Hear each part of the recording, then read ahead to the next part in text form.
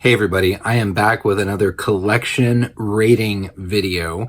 So this is the fifth one of these I've done overall. And in this video, I'm going to be talking about Stephen King's fourth published collection, the 2002 collection, Everything's Eventual.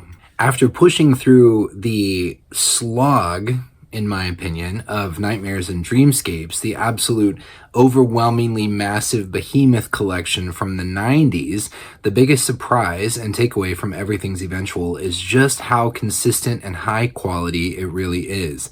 So I've been going through collection by collection, revisiting all of the stories, taking notes, assigning ratings, and at the end, when I've talked about all of the collections, I will assemble what I call, or what I'm already thinking of in my head, as Stephen King's greatest short story hits. And I will do a best of short fiction video.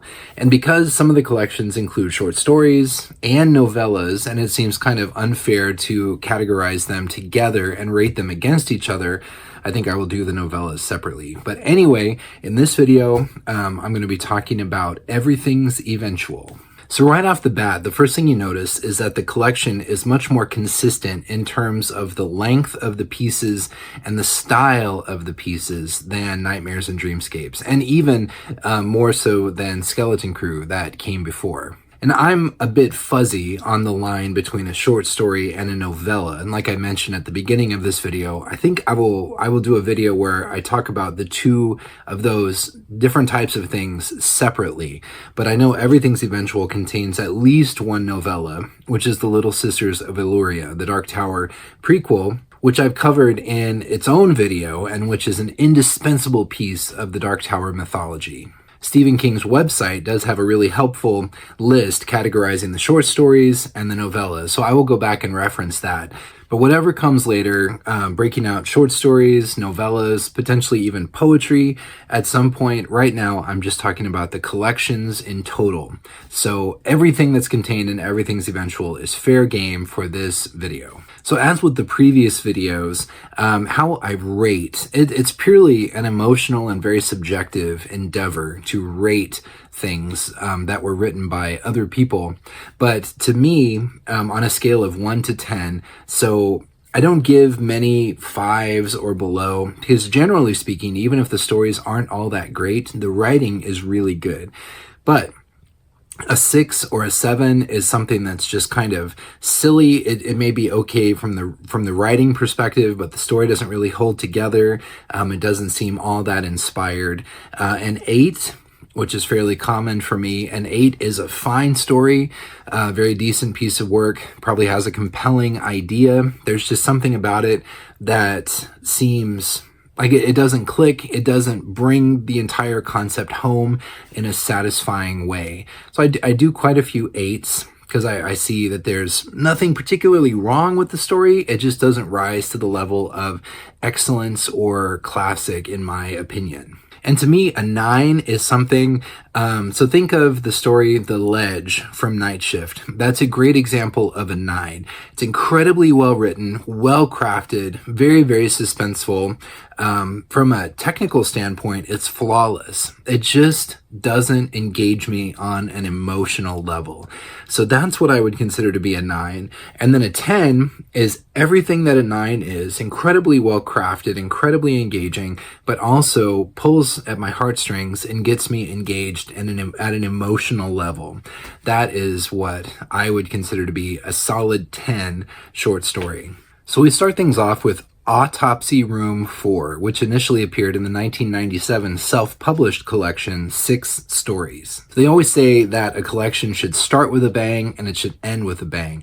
And Everything's Eventual definitely starts off with a bang with Autopsy Room 4. The story packs incredible tension and a real sort of creepy, crawly nightmare scenario that keeps growing in intensity as the story progresses. It's a fantastic idea and a fantastic piece of writing. And then it has one of the best climaxes of any Stephen King story, a truly inspired and hilarious ending. I remember the first time I read the story, I just laughed out loud at how everything is resolved and the situation, the condition of the man lying out seemingly dead on the slab is actually understood by the doctors and the nurses and the people in the room. Incredibly satisfying, very, very funny ending. So based on my rating rubric that I shared at the beginning of this video, I would consider Autopsy Room 4 to be a very well constructed, inspired, engaging story that just doesn't rise to that perfect 10 level because it doesn't really engage me on an emotional level. It's more about the situation and less about the people involved. So if this were a Jack Ketchum story, you would have a really solid idea that the man on the table would end up getting slaughtered alive, and only when it was too late would the doctors and nurses realize what they had done. But that's not really Stephen King's style. So even though it's a very suspenseful and intense story, I never really had a worry or a deep fear that the man on the table would actually die. The tension comes from wondering how far Stephen King will take it, and the curveballs that he will throw into the story along the way, and of course, how it will be resolved, which, like I mentioned before, absolutely classic ending to this story. I really liked it. I give Autopsy Room 4 a 9 out of 10. Next up is The Man in the Black Suit, which was initially published in the Halloween 1994 issue of The New Yorker. And before being collected in Everything's Eventual, it had also been collected in the 1997 collection, 6 Stories. So this is obviously one of Stephen King's most famous short stories. It won a few pretty prestigious awards, the O. Henry Award and the World Fantasy Award for Best Short Fiction. So when you read it now, there's a lot of weight of anticipation based on how it's sort of a high-profile story that won some awards. And I was wondering going into it if the story would live up to the hype. And I would say after revisiting the story that it definitely does. The story is dripping, absolutely dripping with period realism, and it doesn't take long before you truly grow to care about the characters in the story, particularly the main character, Gary. The man, the titular man himself, is absolutely terrifying. And if you have the opportunity, you should definitely check out the audiobook version of this story because the performance of the man is truly upsetting and terrifying and creepy, very, very effective. Gary's emotions about his brother and then his fear for his mother are very compelling, and sort of the understated way that Gary's father comes to terms with the whole situation, also very compelling. This is definitely a Stephen King short fiction classic, and I give it 10 out of 10. Next up is All That You Love Will Be Carried Away, which was first published in the January 29th, 2001 issue of The New Yorker magazine. So this is the bathroom graffiti story. That's the sort of the hook. You can imagine Stephen King in his travels and his experiences sort of jotting down some of the more inspired bathroom graffiti and then finding a way to turn that into what turns out to be a very compelling and pathos-filled story. It's compelling not just for the plight and the mental state of the main character, but he also manages to find the humanity and the pathos in the bathroom graffiti itself. It is a great example of one of those seemingly very thin ideas that Stephen King is able to weave into something very, very interesting and very, very thick and very engaging. It's another great example of Stephen King misdirection. So you feel like, the story's engaging, it's interesting, and it's entertaining, and you feel like you know where it's going. And then there's a very matter-of-fact shift, a pivot point when the main character, almost in passing, references the hotel room, the motel room where he's going to go and where he will kill himself. It's just very matter-of-fact, and it's almost like a splash of cold water as you're listening to the story. At least that's how it seemed to me. So ultimately, it's an unsettling depiction of somebody who is so normal and really seemingly doesn't have any reason to be so filled with despair, but yet is overwhelmed by the sameness of their life and truly depressed and desperate, although that doesn't come across to all of the people that they engage with in their day-to-day. It's inside the main character's head. The true sense of the main character's desperation comes through, and it's harrowing and it's gripping, and you wonder, you hope for this guy, and you want it all to turn out okay. And I thought the story had a very effective, ambiguous ending that leaves you wondering. I really, really liked this piece. I give it a 9 out of 10. Next up is The Death of Jack Hamilton, which was first published in the December 24th and 31st issue of the New Yorker magazine. This one's interesting because it's historical fiction based on true accounts of John Dillinger and his gang. I don't know if it's a dry run for 11/22/63, but it's in the same vein that these are facts of people that are actually known. So there's not a lot of flexibility to fudge the details, because someone will know more than you and know that you got it wrong. So it's very, very interesting. And it's obvious that these characters had a huge fascination for Stephen King, because he's able to fully enter their minds, enter their world, to inhabit these characters who are actually real people, while still giving the proceedings the effortless drive and narrative interest of prime Stephen King. And it's wonderful for someone like me who didn't have a lot of foreknowledge about the events or the characters. It inspired me to dig a little deeper and do some more research on my own. It has some truly gruesome and grisly moments in the best Stephen King style, particularly concerning the deteriorating health and the festering wound of gang member Jack. And while those squirmy, sort of gross out elements inform the story, they don't overwhelm it. I mean, overall, this story packs an emotional wallop. It's a roller coaster ride. I laughed, I cried, I was scared, I was nervous, I was on the edge of my seat. My stomach was churning from time to time. It's truly, truly exceptional what Stephen King is able to accomplish in a short story page count. This is another Stephen King classic, in my opinion, and I give The Death of Jack Hamilton 10 out of 10. Next up is In the Deathroom, which was first published in the Blood and Smoke audiobook from 1999.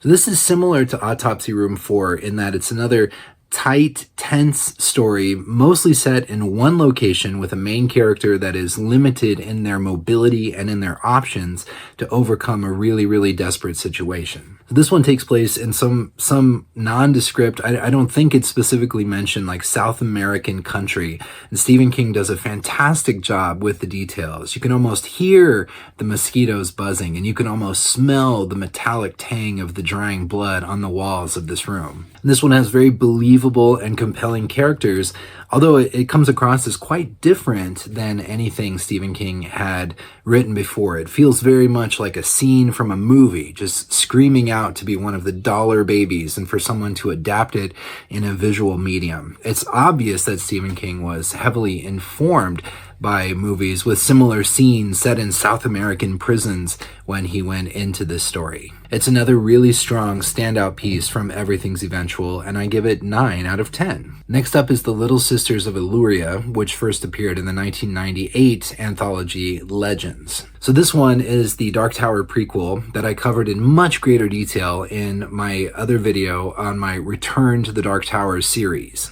So while it's a prequel, it's not the only prequel to the Dark Tower series. There's a long, long flashback section in Dark Tower 4 that I would consider to be the actual, chronological beginning of the story.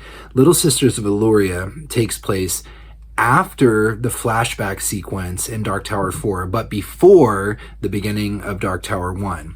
So it's not the beginning of the beginning, it's sort of phase 2 of the Dark Tower story. It's an excellent introduction to Roland as a character, Roland as a young man. He still has some of the boyish traits that he would later lose, that would be kind of burned out of his personality as the series progresses. By the time we meet him in Dark Tower 1, he's very, very leathery, and in Little Sisters of Eluria, he's still a little bit soft. And the fact that he's able to be ambushed at the beginning of the story by a gang of slow mutants speaks to this very well. The Little Sisters concept itself shows up later in the Dark Tower series and is explicitly mentioned in Black House, which to me makes Little Sisters of Eluria essential reading for anyone interested in the Dark Tower series. And it's a worthy piece of the overall puzzle. I think it more than holds its own. So if you're like me and you're really, really interested in the Dark Tower series, Little Sisters, easy recommendation and an easy 10 out of 10. If you're not interested at all in Roland, if you're not interested at all in the Dark Tower series, I'm sure it would rate lower, but for my money, it's a 10 out of 10. Next up is the title story, Everything's Eventual, which was initially published in the October-November 1997 issue of the Magazine of Fantasy and Science Fiction. So this is another story, like Little Sisters, that is related to the Dark Tower series, although it's not evident that there's a relation until you read Dark Tower 7.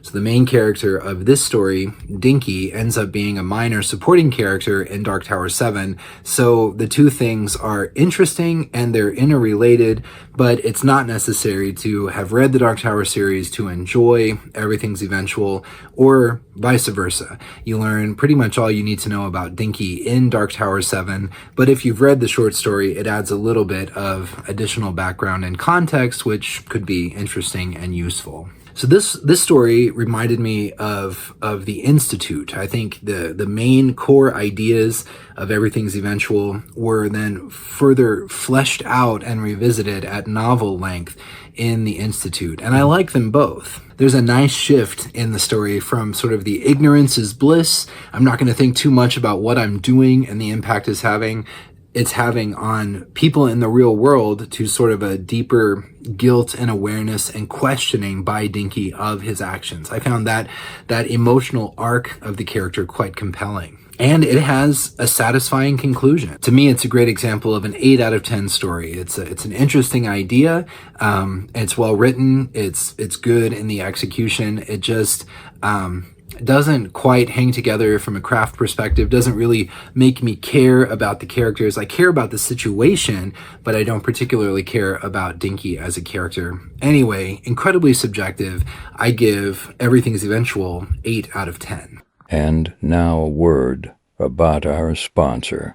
So this channel focuses on the core Stephen King bibliography, all of the major releases, some of the minor releases and kind of oddball things, and the limited editions of those books that have come out along the way. But did you know there's an entire world of items that Stephen King has been affiliated with over his long career, but that are outside his core bibliography? He's written introductions to books by other authors, and even signed his name to some limited editions by other authors. There's even been a guitar, the Cujo guitar, that was released that had a Cujo theme and Stephen King signature. We're talking dozens of items outside the scope of what we will be talking about on this channel, or at least have plans to talk about at this time. But you can find the entire list, all this information, over at StephenKingCollector.com. Click on the tab Other Editions, and here you see the entire list of these oddball, kind of off-the-wall releases. Titles with clickable links, you can click, you can go in.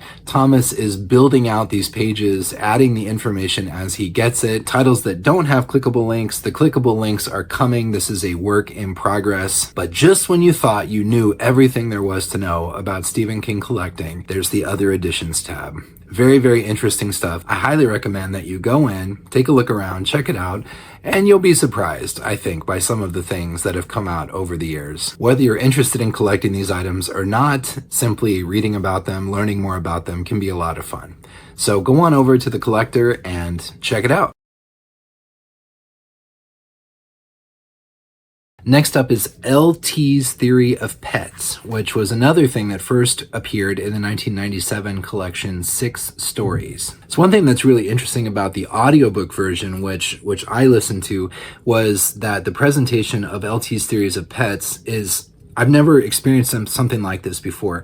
Stephen King, it's an audio recording of Stephen King reading the then unpublished story live to an audience in an auditorium. It's the recording of that performance, which is really, really, really interesting, and I thought added a lot to the story, because Stephen King he knows where the humor is, he knows where the suspense is, and he does a really good job of reading and presenting the story to a very, very rapt and appreciative audience. It's well worth checking out if you've not heard this performance. So one thing that comes up when you immerse yourself in reading nothing but Stephen King for months or years is that there's a recurring motif of a character that tells the story of another character, and that's how this story is presented. So it's one character talking to another character, telling the story about the main character, the main reason why we are here. And the story draws you in. It's seemingly lighthearted and humorous, even though the main theme of the story is marital discord, which is not particularly lighthearted or humorous. The story is kind of frothy and lightweight and engaging, and it has several laugh out loud moments, particularly in the audiobook version, when Stephen King is reading it aloud. And then it gradually and then suddenly sort of shifts into darker territory and ends on a truly surprising and sinister note. It's another engaging, well-written story from the collection, and I give it 8 out of 10. Next up is The Road Virus Heads North, which was from the 1999 collection 999. So this is another type of story that Stephen King has returned to over and over. It's a story of the inexplicable, and some might say the ridiculous, that in the hands of a lesser author would no doubt fall apart. But Stephen King manages to overcome the basic ridiculousness and unbelievability of the premise and turn the story into something really engaging and really suspenseful. So similar to The Monkey or to Chattery Teeth, The Road Virus Heads North is about an indestructible painting that is stalking its owner. That's the basic concept, that's the basic premise of this story. But unlike some of the earlier stories that didn't quite hit the mark, this one remains engrossing and compelling enough to force you to suspend disbelief throughout. Again, the writing carries the day. It's very well written, and it remains very, very engrossing. And here's yet another story, another entry in the long, long list of stories and novels about writers. And in this case, the writer is a horror novelist to boot. Lots of the details in the story seem to either parody or be based on Stephen King's own life. It was easy to imagine, and it's kind of a nice slice of life of Stephen King, the man. It's easy enough to imagine him frequenting yard sales and being drawn to the most gruesome and sinister and bizarrely out of place items for sale. I thought The Road Virus Heads North was a very, very entertaining story, and I give it 9 out of 10. Unlike similar stories about inexplicable ideas, machinery run amok, or toys run amok, this is the painting that runs amok, but it is one of the best of this type of story that I have read of Stephen King's in my progression through the collections to this point. So yeah, I give it 9 out of 10. Next up is Lunch at the Gotham Cafe, which first appeared in the 1995 anthology Dark Love. So this is the story. Everything's Eventual gives the collection its title, and Lunch at the Gotham Cafe gives the collection its cover image. I thought this was an excellent overall story. It's well crafted, it's surprising, it's brutal in its details, it's classic Stephen King, and it's a great example, again, of misdirection, where the story is compelling enough to hold your interest and draw you in, and then there's a pivot point where it just shifts into something completely gruesome, horrific, and unexpected. Classic Stephen King. Sometimes Stephen King stories are hobbled a bit by the unlikability of the main character. And I think Stephen Davis, the main character in Lunch at the Gotham Cafe, is pretty unlikable, but he does become more sympathetic as the story progresses simply due to the situation that he finds himself in. I think this piece has an excellent ending, one of the best short fiction endings, and it really lingers in my memory and kind of gave me rippling chills after I was finished reading the story that I really, really enjoyed and appreciated. It asks a very compelling and kind of disturbing question about the nature of insanity and the sweetness of insanity that is just always just one step over a very, very thin line. I don't remember who wrote it or who the quote is attributed to, but I remember a quote, "There is pleasure sure in being mad, which none but madmen know." I remember reading that as a teenager, and of course I was very emo at the time, so that stuck with me. But that quote comes to mind when I think about Lunch at the Gotham Cafe.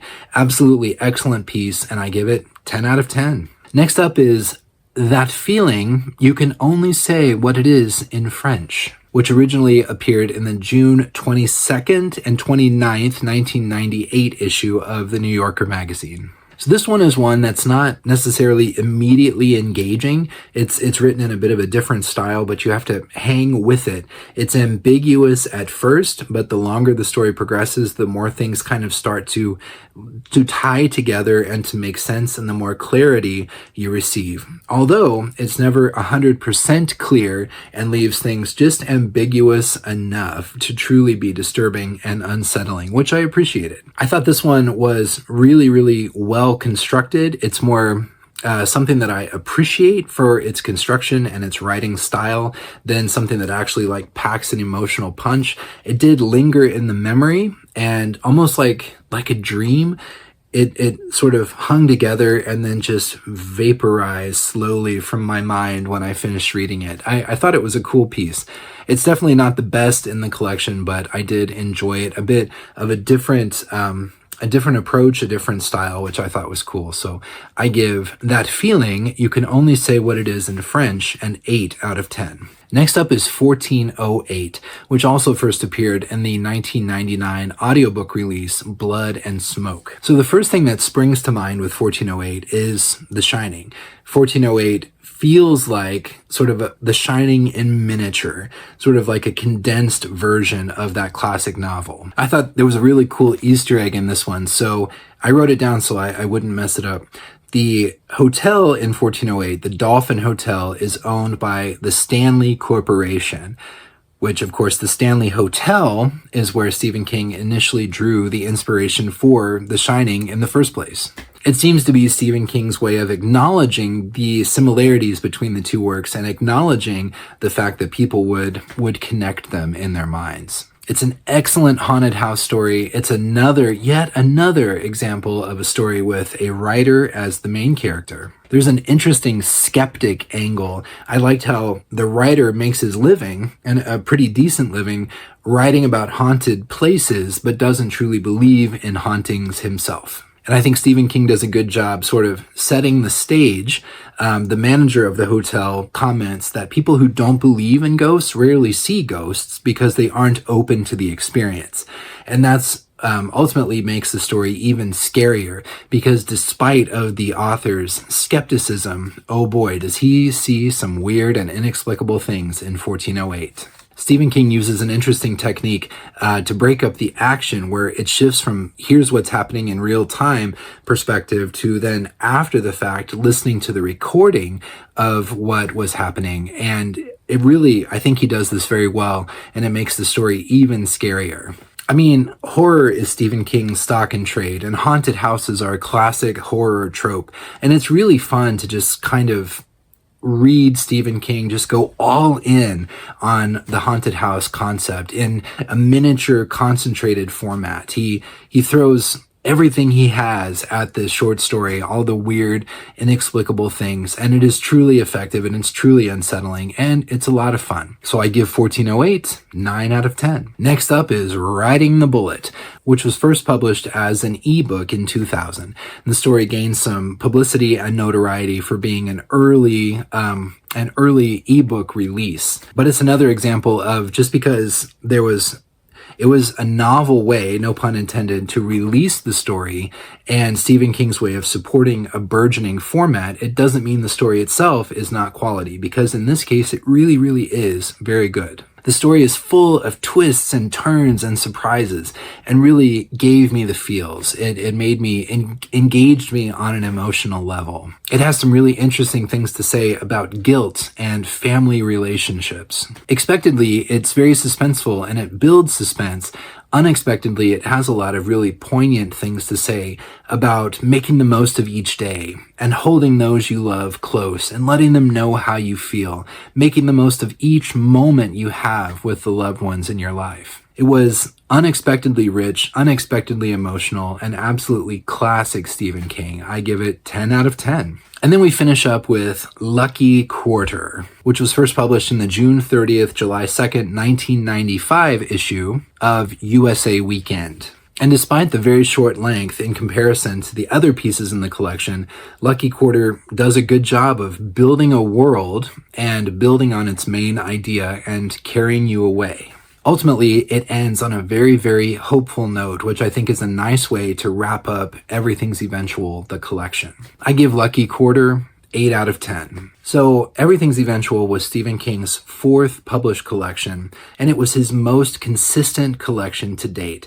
And unlike other collections, to me, there's not a single dud in the entire collection. And in fact, it contains some of Stephen King's very best short fiction. Whereas Nightmares and Dreamscapes has sort of a clearinghouse hodgepodge quality to it, Everything's Eventual maintains a very uniform consistency both of inspiration and quality of the stories it contains. So when it comes time to rate and give a score to this collection, so there's 14 pieces, possible 10 points per piece, and it comes in with a very, very high score. I give Everything's Eventual 127 points out of a possible 140, which gives it an overall score of 91, which is a significantly higher score than the other collections up to that point. The 90s were sort of an inconsistent decade for Stephen King's novels, but this collection, which captures the mid-90s, late 90s, very, very early 2000s, shows that Stephen King's mastery of the short fiction form was in fine shape during this period. So Stephen King's classic era, which arguably ran from about 1974 to 1987 or so with the publication of Misery, and is the most fondly remembered from a pop culture standpoint to casual and constant readers alike. In my opinion, I know I've said it before, Stephen King's writing continues to improve throughout the entire trajectory of his career. The last few years have been kind of scattershot, but the 2000s and 2010s contained some of his very, very best releases. And I think Everything's Eventual is a great example of that. People may prefer Night Shift. They may be more familiar with Night Shift because of the era in which it was released. But Everything's Eventual is a great example of how some of Stephen King's very best stuff can be found in his mid and late period releases. I can't recommend it enough. It's a fantastic collection, and it was very, very rewarding and enjoyable to go back and revisit it because I hadn't actually sat down and read the collection start to finish, probably since it was first released, so over 20 years ago. It's one that, in the grand scheme of things, may get overlooked, and I find that to be very unjustly so, and I highly recommend that you go back and pick it up. If you aren't familiar with the stories or if it's been many years since you've read the collection, it is fantastic. And the highest rating of any of the collections I have talked about so far. So I'm looking forward to moving on with the future collections, but as of right now, Everything's Eventual reigns supreme, and it completely wipes away sort of the musty, unpleasant taste that I had in my mouth after I read and rated Nightmares and Dreamscapes. So anyway, as always, sound off in the comments. Let me know what you think. Did I do justice by Everything's Eventual? Am I unfairly dumping on Nightmares and Dreamscapes? What do you think about this collection? What's your favorite story from Everything's Eventual? What's your least favorite story and why? I want to know all the things. But as always, special thanks to channel sponsor Thomas over at StephenKingCollector.com. And special thanks, of course, to you, the viewers, the subscribers who chime in with your comments, your questions, and who support me and who support the channel. I really, really appreciate it. But anyway, wherever you are in the world, I hope you take care of yourselves, you have a great day, and I will talk to you later. Bye. SK First Editions now offers channel memberships. So how you can join the channel, on the home page of the channel, there should be a join button that you can click. There's also a link in the description of every new video if you're interested. So there's 3 different tiers ranging from as low as $2 to as much as $10 a month. All levels get custom badges depending on how long you've been a member, and probably the most valuable benefit to being a member of the channel is that you get immediate access to all of my videos. So I produce my videos. Sometimes I cut it kind of close, but I try to be well in advance, several weeks in advance of when the videos will actually go live. And so when I finish a video, I upload it to YouTube and I queue it up for general public release at a certain time. But as soon as it's uploaded, it is available to channel members. So you would get access to sometimes just 1 or 2 videos in advance, sometimes as many as 6 to 8 videos in advance before they're made available to the general public. So if you're interested, if you're curious, please feel free to ask any questions or check it out. And I appreciate your help, your support, and your consideration. Thanks. Bye.